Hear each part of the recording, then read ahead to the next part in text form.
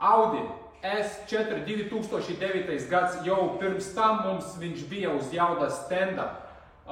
Uztaisim pirmo steidžu, bijām sasnieguši ļoti labus rezultātus. Varat patīt tā atpakaļ, tad redzēsiet šito Audi. Viņai bija plus 70 zirgi un plus 86 griezes moments. Tad atgādināšu, šitie ir V6 TFSI dzinējs, 3-litrīgais kompresorius. Tagad viņam ir kalti klāni, kompresoram šķīvoks nomainīts, sagatavots priekš otro steidžu. Tagad mēs viņam uztaisiem otru steidžu un izbrauksim, paskatīsimies, kādi rezultāti būs uz otrā steidža. Tā kā atgādinu, pirms tam oriģināli viņam bija jābūt 333, bet reāli viņam ir 308 zirgi un 400 griezes moments oriģināli. Uz pirmo steidža mēs pielikam klāt plus 70 un plus 86 newtons. Tagad otrais steidž braucam un paskatīsimies, kādi rezultāti būs uz mūsu otrā steidža šitai mašinai.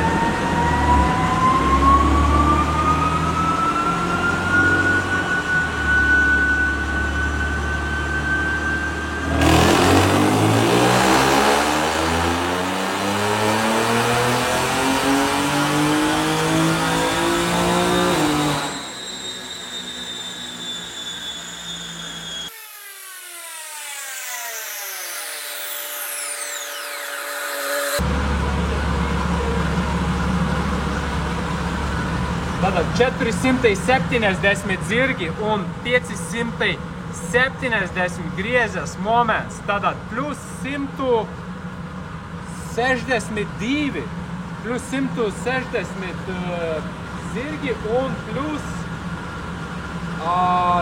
170 griezes moments. Tā kā no 308 līdz 470 zirgiem un no 400 griezes momentu līdz 570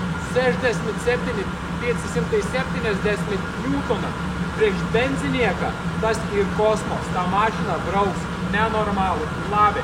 Tā kā mums ir izgatavota programmatūra priekš stage 1, normāls, un tad, kad jau mašina ir uzlabota ar kaltiem klāniem, šķīvoks uztaisīts mazāks, ka vairāk gaisa būtu stage 2.